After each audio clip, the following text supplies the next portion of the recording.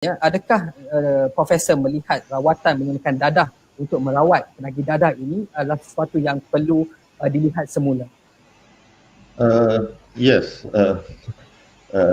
berbalik kepada mungkin kita untuk memahami isu ini dengan lebih mendalam atau mendapat satu gambaran yang lebih menyeluruh, kita harus melihat di mana Malaysia, bagaimana Malaysia pada mulanya menekankan satu sistem di mana penagih dadah itu dilihat sebagai seorang yang melakukan sesuatu jenayah. Ini berdasarkan pemahaman lebih kurang 40-50 tahun dahulu, di mana bukan saja Malaysia, di peringkat global, di peringkat sedunia, di peringkat bangsa-bangsa bersatu, masalah ini dilihat sebagai satu masalah sosial dan jenayah.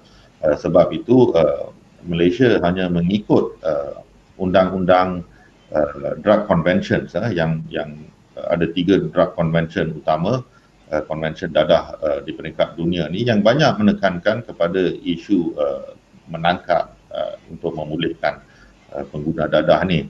Tetapi lebih kurang 20 tahun yang lalu banyak penemuan-penemuan saintifik telah dibuat dalam bidang perubatan di mana kita sebagai saintis mula memahami bahawa isu penagihan ni adalah isu yang merosakkan otak seseorang yang menggunakan dadah itu. Lebih lama mereka menggunakan atau seseorang individu itu menggunakan dadah, otaknya menjadi rosak.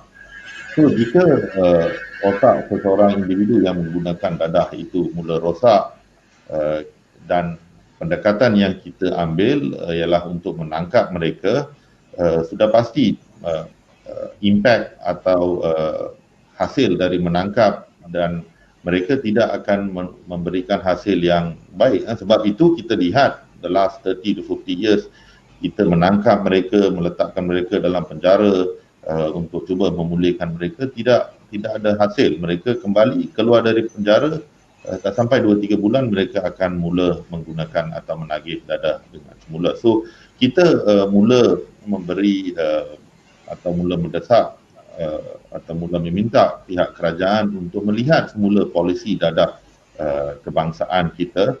Malah di peringkat dunia sendiri pada tahun 2016 misalnya, pihak the UN, United Nations, mula mengakui bahawa the drug problem needs an health intervention dan memahami bahawa isu dadah ni seperti yang dikatakan oleh Tuan Haji Ramli tadi, melibatkan banyak faktor, bukan saja melibatkan isu sosial, perubatan dan sebagainya. So kita harus memahami isu ini dengan lebih menyeluruh dan pendekatan perubatan harus dibawa masuk untuk merawat mereka. Saya berikan contoh, kajian ini baru dijalankan di Malaysia oleh rakan saya.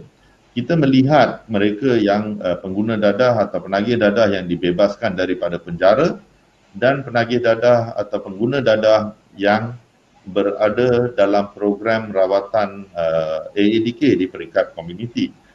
Jelas selepas 6 bulan kita mengikut mereka yang keluar daripada penjara, kebanyakan lebih daripada setengah daripada mereka sudah relapse atau balik kepada penggunaan dadah. Malah mereka yang diselia di peringkat komuniti adalah jauh lebih rendah, hanya 20 lebih peratus. Manakala bila kita menguji, menjalankan ujian air kencing untuk melihat jika mereka menggunakan dadah dan sebagainya, kita melihat mereka yang bebas dari penjara, dari bulan pertama lebih setengah daripada mereka sudah mula menggunakan dadah. Malah mereka yang diselia di peringkat komuniti oleh AADK menunjukkan angka lebih setengah sahaja. So ini menunjukkan penyeliaan di peringkat komuniti dengan rawatan psikososial atau rawatan perubatan di hospital menunjukkan hasil yang jauh lebih baik daripada meletakkan mereka di dalam penjara. So inilah yang kita cuba advocate kepada pihak kerajaan supaya melihat semula polisi dadah ni untuk bagaimana kita boleh merawat mereka dengan lebih efektif.